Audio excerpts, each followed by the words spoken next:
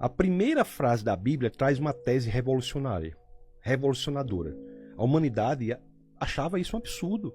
Porque a primeira frase da Bíblia, Gênesis 1, é: no princípio Deus criou os céus e a terra. No princípio Deus criou os céus e a terra. Deus cria tudo que existe.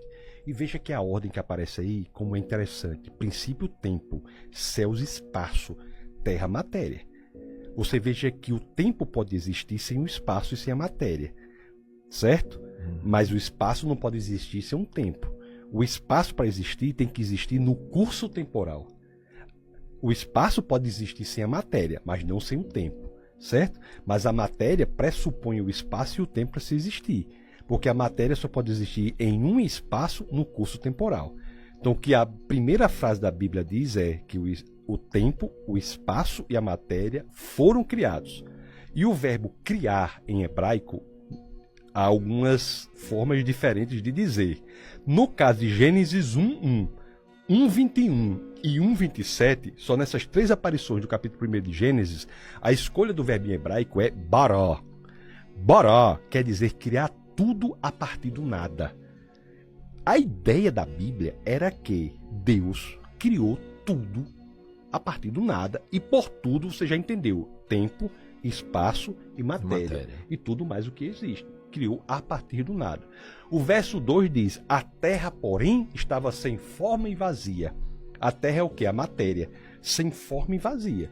E o Espírito de Deus pairava sobre as águas, e águas também literalmente pode ser interpretado sobre as coisas transitórias. A terra, porém, a matéria, porém, estava sem forma e vazia, toda concentrada em um só ponto. A tradução feita para o latim por um grande intelectual da Igreja Católica chamado Jerônimo traduz sem forma e vazia, estava invisível. Essa tradução para o latim se chama vulgata, estava invisível. Aí, o que é que Gênesis 1:3 diz? Aí Deus disse: haja luz, e a luz se fez. Essa é a descrição de quem?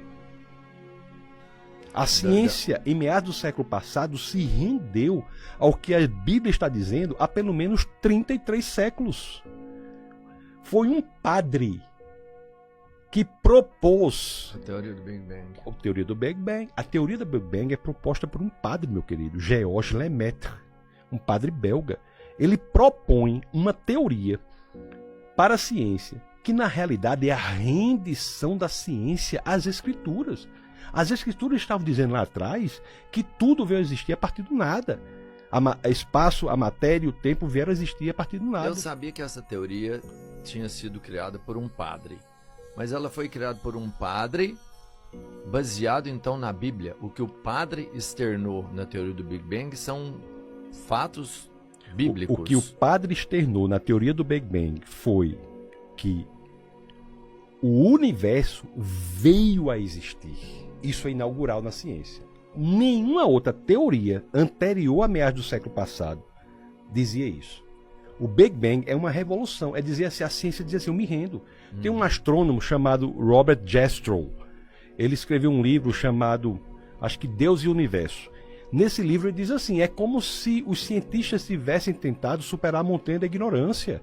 E subiu, caíam. Subiu, caíam. Subiu, caíam. Até que, após séculos e séculos, quando o cientista chega ao topo, ao pico, ao lugar mais alto da montanha, quando eles chegam lá, eles são saudados por um grupo de teólogos que estavam sentados ali há séculos. É a rendição da ciência à teologia.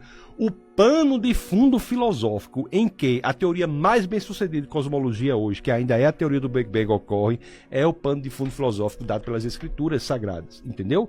Isso é revolucionário. E olha que o cientista não queria isso.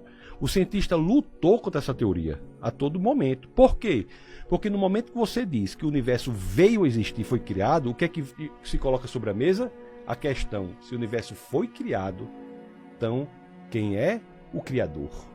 A causa do universo passa a ser uma questão para ser respondida pela ciência.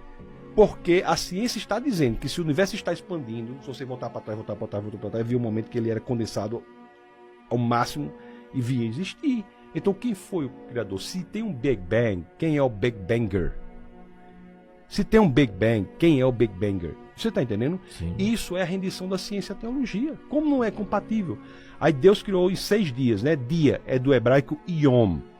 Yom tem 4 significados literais possíveis. 4 significados literais possíveis. O primeiro é dia, uma posição à noite, quando você diz está de dia, está de noite. O segundo é dia, quando você diz nos dias de fulano. O terceiro é 24 horas. E o quarto é um longo período de tempo. Um longo período de tempo é um significado literal da palavra Yom, que é traduzida por dia nas Escrituras.